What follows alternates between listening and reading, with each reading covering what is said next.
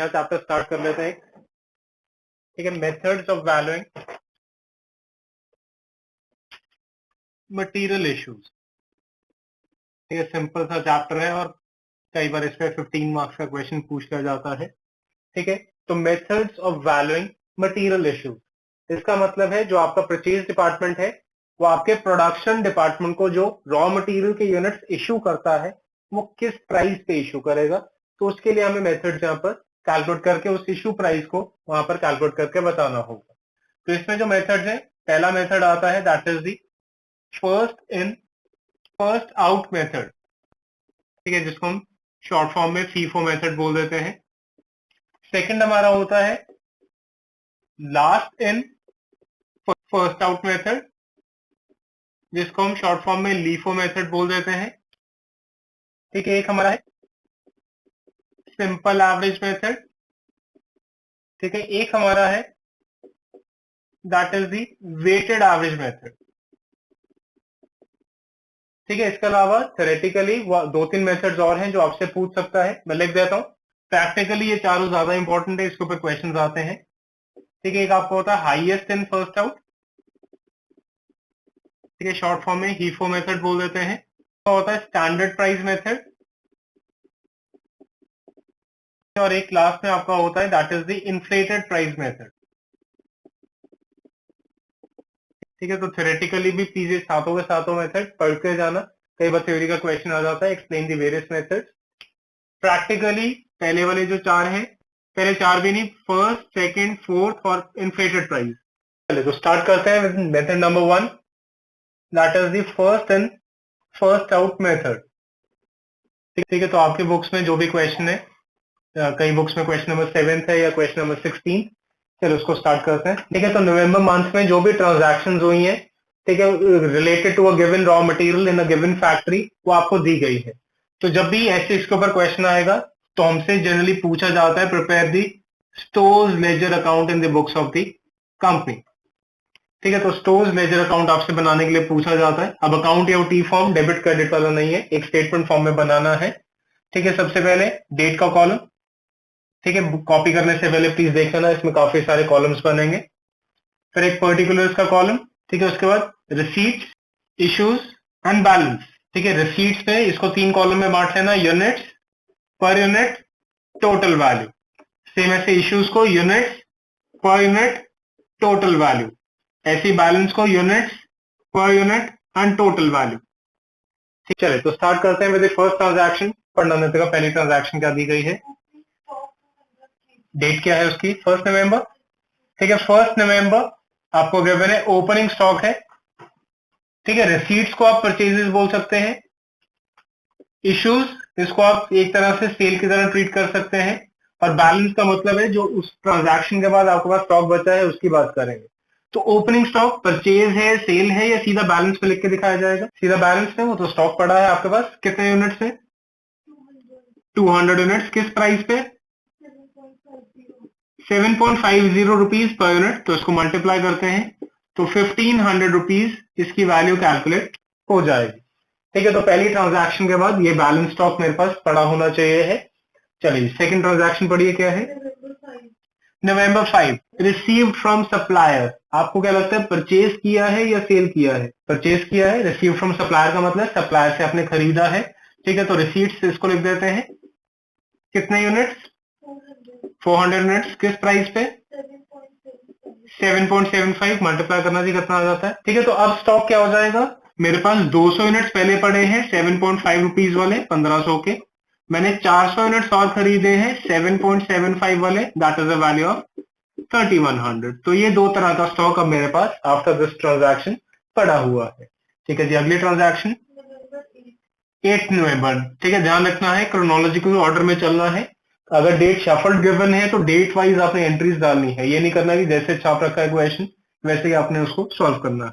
ठीक है जी, issue to production, issue किए हैं या खरीदे हैं, इशू किए हैं। प्रोडक्शन डिपार्टमेंट को इस परचेज डिपार्टमेंट ने इशू किए हैं, कितने यूनिट्स, 240 यूनिट्स। और इशू की प्राइस कभी नहीं दी होगी। ठीक है, अगर आपने चैप्टर को ध्यान से, चैप्टर का नाम सुना था methods of valuing material issues, तो इसी इश्यू की वैल्यू निकालना मुझे इस पूरे चैप्टर में बताना। ठीक है, अब ये 240 यूनिट्स है। अब इसकी वैल्यू मुझे कैलकुलेट करके बतानी है और मेथड हम फॉलो कर रहे हैं first in first out method. इसका मतलब है जो सामान पहले है वो ही पहले इशू या बेच के खत्म कर दिया जाएगा। तो मैंने 240 यूनिट्स बेचे हैं, तो इसका मतलब पहले 200 यूनिट्स ये बिके होंगे, उसके बाद बाकी 40 यूनिट्स यहां से बेचे गए हों। तो 240 बेचे हैं, पहले 200 पड़े थे, पहले मैंने वो ट्रांसफर किए होंगे, उसके बाद बाकी बचे हुए 40 यूनिट्स अगले बैलेंस स्टॉक से मैंने ट्रांसफर कर दिए होंगे। 200 की वैल्यू क्या थी? 7.5, टोटल वैल्यू 1500, इसकी वैल्यू थी 7.75, 310। तो इसका मतलब टोटल जो मेरा परचेज इसका इशू प्राइस होना चाहिए वो कितना हो जाना चाहिए? 1810 रुपीज। अब आफ्टर दिस ट्रांजैक्शन मैं स्टॉक के बैलेंस की बात करूं, मेरे का कितना हो जाएगा? 200 में से 200 कर दिए, इशू खत्म हो गया। 400 में से 40 कर दिए, 360 बचे यूनिट। ठीक है, जिसकी वैल्यू 7.75 है, मल्टीप्लाई कर दीजिए, या माइनस करना चाहते हैं 3100 माइनस 310 कर दीजिए, 2790 ये इसकी वैल्यू बन जाएगी। ठीक है, माइनस करके इजी लगता है, या मल्टीप्लाई कर दीजिए, एक ही चीज है, वो आपका आंसर कैलकुलेट हो जाएगा। ठीक है जी, अगले ट्रांजैक्शन पढ़िए क्या है। 10th ऑफ नवंबर क्या किया है? इशू किए दोबारा से, कितना? 160 यूनिट। अब तो एक ही स्टॉक बचा है मेरे पास 360 वाला, उसी में से इशू करने हैं मुझे 160 यूनिट 7.75 के अकॉर्डिंग, 1240। अब बैलेंस स्टॉक क्या बच जाएगा? 360 में से 160 मैंने खत्म कर दिए यूनिट, तो 200 यूनिट 7.75 वाले, जिसकी टोटल वैल्यू हो जाएगी 1550। अगले ट्रांजैक्शन पढ़िए क्या है। 12th of November, receive from supplier, purchase या सेल? परचेज, सप्लायर से खरीदा है, तो इसका मतलब रिसीट्स हो गया। पढ़ना क्या वैल्यू है, कितने unit? 500 units at the rate 7.90 करना, मल्टीप्लाई कितना हो जाता है जी? 3950। ठीक है, बैलेंस पे कितना हो जाएगा? पुराने 200 यूनिट्स पड़े हैं 7.75 वाले 1550 के, मैंने 500 यूनिट्स और खरीदे हैं 7.9 वाले, जिसकी वैल्यू है 3950। अगले ट्रांजैक्शन पढ़िए क्या है। 15th ऑफ नवंबर क्या किया है? इशू किए हैं कितने? पहले 200 बेचे होंगे, जिसकी वैल्यू 7.75 1550 है, बाकी 300 ने टोटल 400 बेचे हैं, तो 200 ही बेचे होंगे 7.9 के अकॉर्डिंग, ये आपकी वैल्यू हो जाती है 1580। ठीक है, तो टोटल इशू प्राइस आपका ये बन जाएगा। बैलेंस स्टॉक 200 वाले खत्म हो गए, 500 में से 200, तो 300 यूनिट्स बचे हैं 7.9 रुपीज वाले, जिसकी वैल्यू हो जाती है 2370। चलिए फटाफट से मुझे लास्ट तक सारी कैलकुलेशंस करके फाइनल क्लोजिंग स्टॉक का आंसर बताना क्या होगा। ठीक है, तो इसमें जनरली आपसे इशू प्राइसेस पूछ सकता है, या सारी ट्रांजैक्शन के बाद एंड में क्लोजिंग स्टॉक का आंसर पूछ सकता है। तो क्लोजिंग स्टॉक का आंसर कैसे लिखना है? लास्ट में बैलेंस में जितने भी यूनिट्स होंगे इकट्ठा कर देना, वो टोटल यूनिट्स हो जाएंगे, और उन सबकी वैल्यू को इकट्ठा कर देना, उसकी वो फाइनल वैल्यू का आंसर बन जाएगा। प्रॉब्लम तो नहीं है इसमें। चले, ऐसे ही एक सेकंड मेथड है हमारा, method number 2, last in first out method. तो इसी क्वेश्चन को सॉल्व करते हैं using the last in first out method. ठीक है, दोबारा से एक बार फॉर्मेट बना लीजिए इसका। ठीक है, फटाफट से इसका क्वेश्चन का फटाफट नोट कर लीजिए फॉर्मेट, और इसको सॉल्व करते हैं using the last in first out method. ठीक है, तो आपने बना लिया है, स्टार्ट करते हैं। ठीक है, पहली ट्रांजैक्शन ओपनिंग स्टॉक गिवन था, उसमें तो कोई प्रॉब्लम नहीं है, ओपनिंग स्टॉक जो गिवन है उठा के डायरेक्टली स्टॉक में लिख के दिखा देते हैं। अगली ट्रांजैक्शन रिसीट्स गिवन थी, ध्यान रखना है जब तक इशू का कोई वैल्यू नहीं आपको गिवन होती, तब तक जो मर्जी मेथड हो वहां तक कैलकुलेशन सेम रहेगी, क्योंकि एक्चुअली जो मेथड लग रहा है वो इशू का प्राइस कैलकुलेट करने के लिए लगाया जा रहा है। ठीक है, तो जब तक रिसीट्स गिवन है तब तक कोई प्रॉब्लम नहीं है, जितनी भी मेथड्स आप अभी डिस्कस करेंगे सब में वहां तक की कैलकुलेशन तो सेम रहेगी। ठीक है, तो सेकंड एंट्री भी हमारी सेम हो जाएगी और बैलेंस हमारा इतना निकल जाएगा। 8th ऑफ नवंबर को हमने क्या किया था? अब यहां पर इशू किए थे मैंने 240 यूनिट। इसका मतलब जो चीज बाद में खरीदी है उसको पहले आपने सेल ऑफ कर देना है। तो ये 240 यूनिट किस में से बिके होंगे? 200 से या 400 से? 400 में से। ठीक है, बिल्कुल उसका ऑपोजिट है। ठीक है, कि जो फर्स्ट इन फर्स्ट आउट था वो पहले सामान से बिक रहा था, लास्ट इन फर्स्ट आउट है वो आखिरी वाले से। तो ये 7.75 के अकॉर्डिंग बेच देते हैं 1860। ठीक है, बैलेंस क्या बच जाएगा? 200 यूनिट्स वैसे के वैसे हैं 7.5 वाले 1500 के। ठीक है, 400 में से 240 160 यूनिट्स बच जाएंगे 7.75 वाले 1240। तो ये हमारा स्टॉक बच जाएगा आफ्टर दिस गिवन ट्रांजैक्शन। इसके बाद अगला इशू हमें क्या कितना गिवन था, 160 गिवन था। अब लास्ट एंड फर्स्ट आउट दोबारा से इसी में से इशू कर देंगे तो 160 के 160 यहां से इशू हो जाएंगे एट द रेट 7.75 1240। बैलेंस क्या बचेगा, 200 वाले अभी भी ऐसे ही पड़े हैं, 7.5 वाले 1500 के, और 160 इशू हो गए थे, वो खत्म हो गए। ठीक है, तो वो पहले स्टॉक से बिक रहा था और ये आखिरी स्टॉक से बिक रहा है, बाकी सारी कैलकुलेशन सेम है। करना जी फटाफट से इसको कंप्लीट। तो सिंपल से मेथड है, मेरे ख्याल से इसमें कोई प्रॉब्लम होनी नहीं चाहिए है। फर्स्ट एंड फर्स्ट आउट में पहले से आपने इसको इशू करना स्टार्ट किया है, लास्ट एंड फर्स्ट आउट में इसको हमने लास्ट वाले से इशू करना स्टार्ट किया है। ठीक है, एक दो इंपॉर्टेंट पॉइंट्स में लिख रहा हूं, इसको ध्यान में रखना है आपने। ठीक है, अगर वहां पर क्वेश्चन में सीधा ये लिखा है अप्लाई द सूटेबल मेथड, तो आपको कैसे पता लगेगा कि लीफो लगाना है, फीफो लगाना है या एवरेज मेथड लगाना है। पहले में हम बात करते हैं in case of increasing prices. ठीक है, ठीक है, तो आप मैंने पहली चीज लिखी है in case of increasing prices.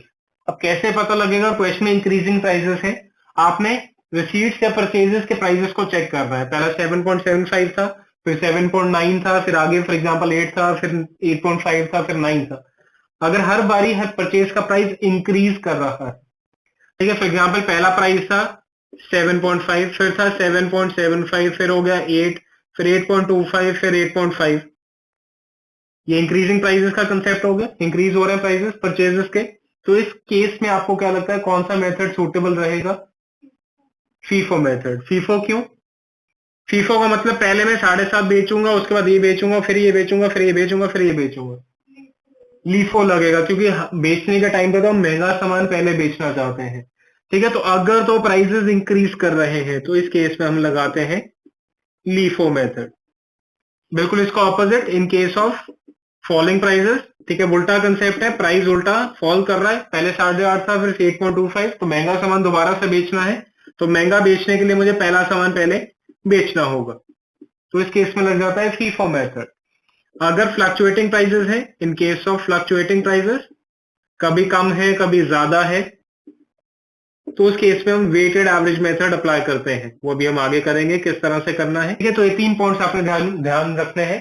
कई बार क्वेश्चन में डायरेक्टली लिख देता है using the suitable method solve. ठीक है, तो आपने इस कंसेप्ट के अकॉर्डिंग चेक करना है कि लीफो लगेगा, फीफो लगेगा या वेटेड एवरेज मेथड आपने लगाना है। सिंपल एवरेज होगा तो स्पेसिफिकली बताएगा कि सिंपल एवरेज से सॉल्व कर दीजिए। ठीक है, एक बार फाइनल्स में जो इस चैप्टर के ऊपर क्वेश्चन आया था किस तरह का आया था, एक आपको क्वेश्चन गिवन था, 8-10 ट्रांजैक्शन थी, 3-4 ट्रांजैक्शन तक वो कहता पहले उसने फीफो मेथड यूज किया था, उसके बाद लीफो किया था। कर पाएंगे, सिंपल सा है, जहां तक लीफो है या फीफो है वहां तक वो मेथड चलाना है, उसके बाद जहां मेथड चेंज हुआ नए मेथड के अकॉर्डिंग कैलकुलेशन कर देनी है। ठीक है जी, कर पाएंगे।